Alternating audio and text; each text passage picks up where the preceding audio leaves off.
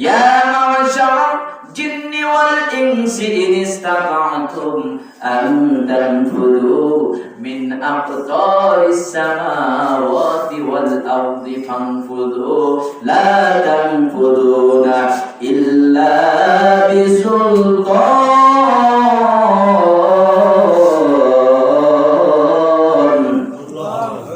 আর যদি কোন গতকালকে আমি মাহফিল করেছি মঠের বাজার। এই মঠের বাজারের মধ্যে যখন বয়ান করলাম, বয়ানে গিয়ে দেখি এশারের পরেও লোক নাই। এশারের পরেও ৩-৪ জন লোক। যখন বয়ানের জন্য মাঠের মধ্যে গেলাম, অল্প কয়েকজন লোক, যখন মানুষকে ডাক দিলাম, বন্ধুরা রে কে কোথায় আছো চলে আসো, কারণ মাহফিল হচ্ছে কোরআনের মাহফিল। কোরআনুল কারীমের আলোচনা যেখানে হয় সেখানে তুমি যদি বিমুখ থাকো, কাল কিয়ামতের ময়দানে কোরআনুল কারীম তোমার বিরুদ্ধে মামলা দায়ের করবে। কার কাছে জোরে বলে? আমার আল্লাহর কাছে মামলা দায়ের করবে। আয় প্রভু মালিক, কোরআনের আলোচনা হয়েছে, কোরআনের কথা হয়েছে, কোরআনের বাণী প্রচার হয়েছে, কোরআনের তাফসীর হয়েছে, মানুষ আসে নাই, অমুকে আসে নাই, অমুকে টিটকারি করেছে, ঠাট্টা বিদ্রুপ করেছে, অমুক মসজিদের মধ্যে খুতবা হয়েছে, কোরআনের বয়ান প্রচার করা হয়েছে, অমুকে আসে নাই। মালিক গো, এই লোককে কিন্তু জান্নাতে দেওয়া যাবে না।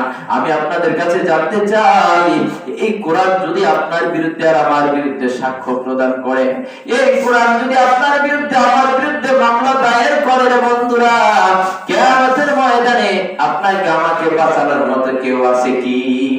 জোরে বলে। তাই আল্লাহ পাক রব্বুল আলামিন বললেন, রে বান্দা, যখন কোরআনের আলোচনা হয়, ওয়ানসিতু লাআল্লাকুম তুরহামুন, তোমরা কান পেতে শোনো। আর তোমরা যদি মনোমুগ্ধকারে সহকারে শুনতে পারো, আমি আল্লাহ পাক রব্বুল আলামিন তোমাদেরকে রহমত দান করব।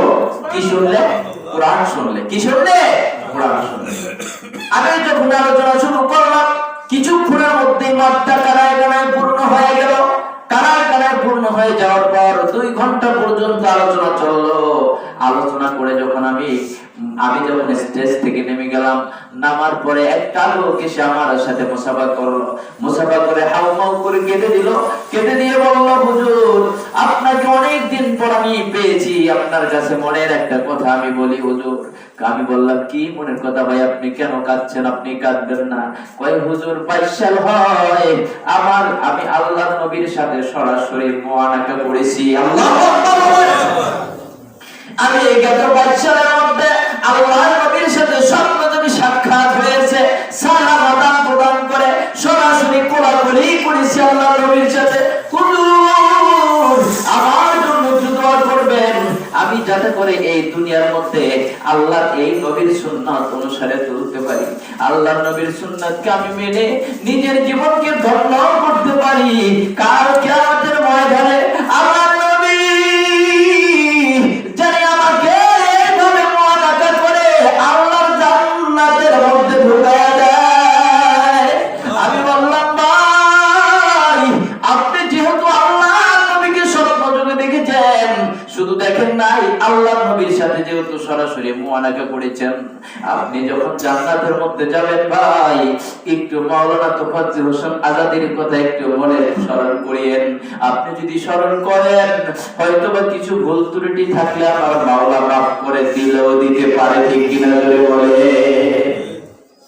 এই জন্য আমার আল্লাহ পাক রব্বুল আলামিন বলল, বান্দারে, হাল আতা আলাল ইনসানি হিনুম মিনাদ দাহরি লাম ইয়াকুন শাইআন মাযকুরা। ও বান্দা, তুমি উল্লেখযোগ্য কোনো বিষয়বস্তু ছিল না, তোমার নাম ছিল না, তোমার পরিচয় ছিল না।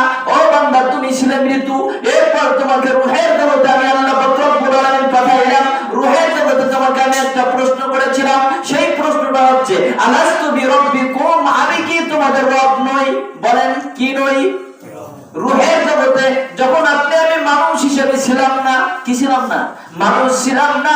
আমার আল্লাহ পাক রব্বুল আলামিনের হুকুমে রূহ হিসেবে তৈরি হয়ে গেলাম। তৈরি হওয়ার পরে বিশাল বড় আলোচনা। এই আলোচনা করার সময় তো আজকে নেই। এই রূহের জগতে যখন আমার আপনার প্রভু আল্লাহ পাক রব্বুল আলামিন সৃষ্টি করলেন, প্রশ্ন করলেন, এই রূহের জগতের রে, এই রূহগুলো রে, অমুকরা রে, এই আব্দুল করিমের রূহ, এই আব্দুল জব্বারের রূহ, ও তোফাজ্জল হোসেন আজাদের রূহ, আলাস্তু বিরাব্বিকুম, আমি কি তোমাদের রব নেই? সেই সময় আপনি আমি সবাই বলেছিলাম আলু বালা, হ্যাঁ প্রভু আপনি আমাদের রব, আপনি আমাদের প্রভু। বলেন সুবহানাল্লাহ। এবার বোঝা গেল রূহের জগতে আমরা রব মানলাম কাকে? জোরে বলেন আল্লাহকে। এবার রূহের জগতে যখন রব আমরা আল্লাহকে মানলাম, এরপর যখন মায়ের পেটের মধ্যে আমরা আসলাম, প্রথম হায়াত পার করে দিলাম। রূহের জগতের ওয়াজ যদি আগামী জুমায় আমার সময় হয় ইনশাআল্লাহ করব। আজকে আর রূহের জগতের ওয়াজ করলাম না। মায়ের পেটের মধ্যে যখন চলে আসলাম, আলমে বুতুনের মধ্যে যখন আসলাম, ছোট্ট একটা ঘর, তিনটা পর্দার একটা আড়ালের অন্তরালের মধ্যে যখন আপনি আমি ছিলাম, এই তিনটা অন্তরালের আড়ালের মধ্যে যখন ছিলাম, যেখানে কোনো বৈজ্ঞানিক খানা দিতে পারে নাই, আমার আল্লাহ পাক রব্বুল আলামিন যদি ইচ্ছা করত রে বান্দা ও তোফাজ্জল আজাদি তোমার চক্ষুকে অন্ধ করে দিলাম, পারতে কি পারতেন না? আমার আল্লাহ যদি ইচ্ছা করতেন যে ও বান্দা ও আব্দুল রহিম ও আব্দুল করিম তোমাকে ন্যাংডা করে দিলাম, একটা হাত একটা পা বিকলাঙ্গ করে দিলাম, আছে না নাই? অন্ধ হয়ে মায়ের পেট থেকে জন্ম নেয়, আছে না নাই? ও বন্ধু তোমাকে তো আল্লাহ অন্ধ বানায় নাই, তোমাকে তো চক্ষু দিয়েছে আল্লাহ, দুটো চক্ষু দান করেছেন আমার আল্লাহ পাক রব্বুল আলামিন। এই তাদের কালামে হাকিমের মধ্যে বলতেছেন আলাম নাজআল লাহু আইনাইনি ওয়া লিসানাও ওয়া শাফাতাইনি ওয়া হাদাইনাহুন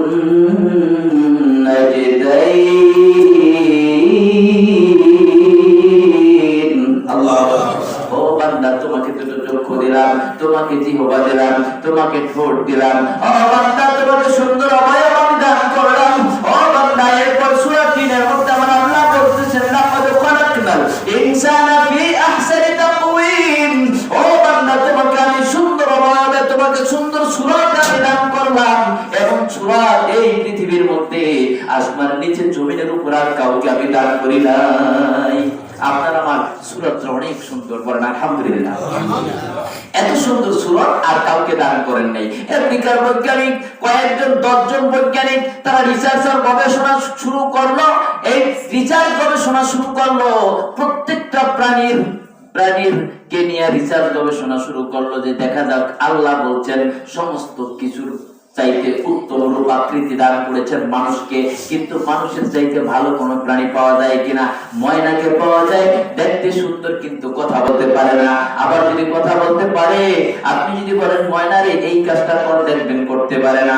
এরপর আপনি যদি দেখেন একটা গরুর বাছুর কত সুন্দর দেখা যায়, কিন্তু গরুর বাছুরটাই তো আপনার আমার মতো অঙ্ক করতে পারে না, কোরআন পড়তে পারে না, সভা সমাবেশ করতে পারে না, সুন্দর ভাষায় আযান দিতে পারে না, আছে না নাই? এইরকম 10 জন বৈজ্ঞানিক সারা পৃথিবী ঘুরে সমস্ত প্রাণী বিজ্ঞানের রিসার্চ আর গবেষণা করলো। করতে করতে করতে করতে দেখলো আমার আল্লাহ পাক রব্বুল আলামিন 1450 বছর আগে সূরা ৩ এর মধ্যে বলেছেন লাকাদ খালাকনাল ইনসানা ফি আহসানি তাকওয়িম। আমি শপথ করে বলছি, 4টা শপথ করার পরে আমার আল্লাহ বলেন আমি মানুষদেরকে উত্তম আকৃতিতে সৃষ্টি করেছি, মানুষের চাইতে ভালো আকৃতির আর কিছুকে সৃষ্টি করে নেই। বৈজ্ঞানিকরা সত্যতা প্রমাণ পেয়ে গেল। বৈজ্ঞানিকরা চিন্তা করলো আমরা তো ভুলের মধ্যে আছি, আর ভুল আর মায়াবান, আর আমরা তামাশার জীবন যাপন করতে চাই না, এবার আমরা সত্যের মধ্যে বিক্ষিপ্ত হতে চাই। ও ইমাম সাহেব আমাদেরকে পড়ায় দেন লা ইলাহা ইল্লাল্লাহু মুহাম্মাদুর রাসূলুল্লাহ। এবার আলমে বুতুন যখন মায়ের পেটের মধ্যে ছিলাম আমাদের খাওয়াইয়েছেন তিনি কে? আল্লাহ, রব আমাদের আল্লাহ। এরপর যখন আমরা দুনিয়ার মধ্যে আসলাম, আসার পর যখন আমরা নামাজ পড়ি, বলেন তো নামাজের মধ্যে প্রথমে কোন সূরা পড়ি? সূরা ফাতিহা। সূরা ফাতিহার মধ্যে আমরা পড়ি আলহামদুলিল্লাহি রাব্বিল আলামিন। জানেন এর অর্থ কি? এখানে আমরা আল্লাহকে রব মানছি। কাকে রব মানছি? আল্লাহকে রব মানছি। আমি বলে দিলাম আল্লাহ আমার রব, আপনার শুকরিয়া আদায় করি, আপনি শুধু আমার রব নয়, তামাম জাহানের আপনি রব। জোরে বলেন আল্লাহু আকবার। তামাম জাহানের আপনি রব। সমুদ্রের অতল গভীরের মধ্যে যদি একটা সিঁদুরে পোকা থাকে, সেই সিঁদুরে পোকাটাকে খাওয়ানোর মালিক রব একমাত্র আল্লাহ। এই জন্য ফেরাউন যখন প্রশ্ন করলো মুসা তুমি কার দাওয়াত দাও, মুসা বলল আমার রবের দাওয়াত দেই। এই রবকে চেনার দরকার আছে না নাই? রব অর্থ প্রতিপালক, রব অর্থ সৃষ্টিকর্তা, রব অর্থ পালনকর্তা, রব অর্থ বিধানদাতা, রব অর্থ আইনদাতা, রব অর্থ ভিজিটদাতা, রব সব কিছুর মালিক যিনি, তিনি রব। ও বন্ধু, এই নামাজের মধ্যে তুমি যদি পড়ো আলহামদুলিল্লাহি রাব্বিল আলামিন, আবার রুহের জগতে তুমি বলেছিলে আলাস্তু বিরাব্বিকুম, ক্বালু বালা বলেছিলা, রব আমার আল্লাহ, সবকিছু বললা রব আমার আল্লাহ। যখন সংসার বাজারের মধ্যে গেলা, ওই রবের বিরুদ্ধে যখন একটা দল কথা বলে তার সমর্থন তুমি করলা, কিয়ামতের ময়দানে আমার আল্লাহ পাক রব্বুল আলামিন ওই নামাজটাকে একটা মোচা বানায়া তোমার কপালের উপর নিক্ষেপ করবে। না না না, নামাজের মধ্যে তুই যখন রব বললি আমি আল্লাহকে, কিন্তু সংসার বাজারের মধ্যে এসে রব আমি আল্লাহর বিরোধিতা যে করেছে তাকে তুই সমর্থন করেছো। এই রবের বিরুদ্ধে যার কথা হয়েছে তাকে তুমি উপকার করেছো, তার সাথে তুমি দলমুক্ত হয়েছো, তুমি তার সাথে কোরআনের বিরুদ্ধে কথা বলেছো। না না না, তুমি আমাকে রব মানো নাই। এই যে নাও তোমার নামাজ, ফাওয়াইলুল লিল মুসাল্লিন আল্লাযীনা হুম আন সালাতিহিম সাহুন।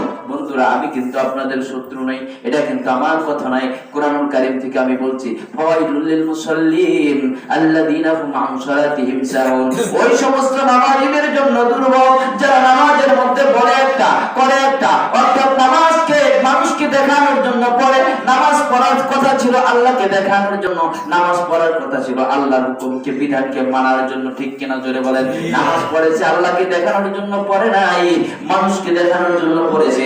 ডোমছার বাজারে গেল, চেকন্দি বাজারে গেল, শরীয়তপুর শহরের মধ্যে গিয়ে বলল না না, আল্লাহ কোরআন নাযিল করেছে, কোরআনের মধ্যে পর্দার আয়াতটা নাযিল করেছে, এটা অযথা নাযিল করেছে। ও বন্ধু, আমি বলে দিলাম তুমি কাফের হয়ে গেছো, তুমি কুফরি করেছো, তুমি আল্লাহর কোরআনকে অবিশ্বাস করেছো, যার বদৌলতে কিয়ামতের ময়দানে রব তুমি তোমার আল্লাহকে বলতে পারবে না। তাহলে রুকুতে যখন আমরা যাই কি বলি? সুবহান রাব্বিয়াল।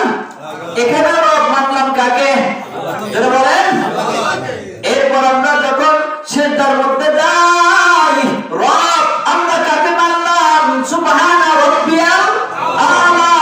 এখানে রব মানলাম আমরা আল্লাহকে। এরপর কবরের মধ্যে যখন রাখবে, রাখার পর তিনটা প্রশ্ন করা হবে। প্রথম প্রশ্ন কি? রব্বিয়াল ল।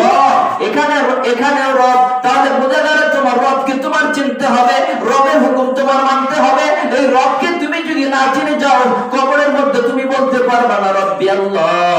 ও বন্ধুরা রে, এই রবকে যদি চিনতে হয়, কোরআনুল কারীমকে আপনার সঙ্গী বানাতে হবে।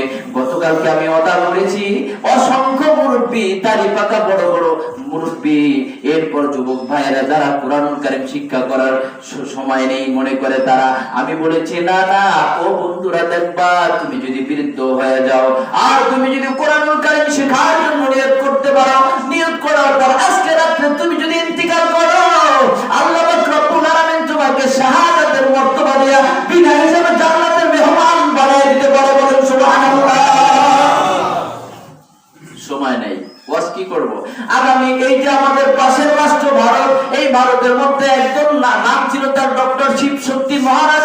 12টা ভাষায় তিনি এমএ পাস করেছেন, আরবিতেও তিনি এমএ পাস করেছেন, ডক্টরেট অফ ডিভাইনের পদমর্যাদা নিয়েছেন। কোরআনুল কারীম তিনি পড়তে পারেন, অর্থ সহ পড়তে পারেন। তিনি যখন বললেন যালিকাল কিতাবুল লা রাইবা ফিহি, this is the kitab, this is the book, this is the holy book, there is no doubt in it. এটা এমন একটা কিতাব যে কিতাবের মধ্যে বিন্দু মাত্র সন্দেহ নাই। এই কথা পড়ার পর ওনার মাথাটা একটু চমকে গেল। কারণটা কি? এত বড় কিতাব, এত বড় বই, এর মধ্যে ভুল না থেকে পারে কেমনে? ছোট্ট একটা বই লিখে এরপর লেখক লিখে দেয় যে এই বইয়ের মধ্যে ভুল হলেও হতে পারে, ভুল যদি হয় আমাকে ধরিয়ে দেবেন, আমি সব পরবর্তী সংস্করণে সংস্কার করে দেব। বলে কি বলে না? কিন্তু 30টা পারা কোরআন, এই কোরআনের মধ্যে প্রথমেই বলে দিলেন, চ্যালেঞ্জ ছুড়ে দিলেন, না না না, এই কিতাবের মধ্যে ভুল নাই। আমি শিব শক্তি মহারাজ 65 কোটি হিন্দুরা, কয় কোটি? 65 কোটি হিন্দুরা তাকে ভগবান বলে এইরকম ভাবে দেয়, সেজদা দিত, মাথা অবনত করত, আর লক্ষ লক্ষ হাজার হাজার কোটি টাকা তাকে উপহার দিত। এই হাজার হাজার ভারতের প্রেসিডেন্ট পর্যন্ত তাকে দেয়া কি বলে নমস্কার দিত। ও বন্ধুরা, এরপরও সে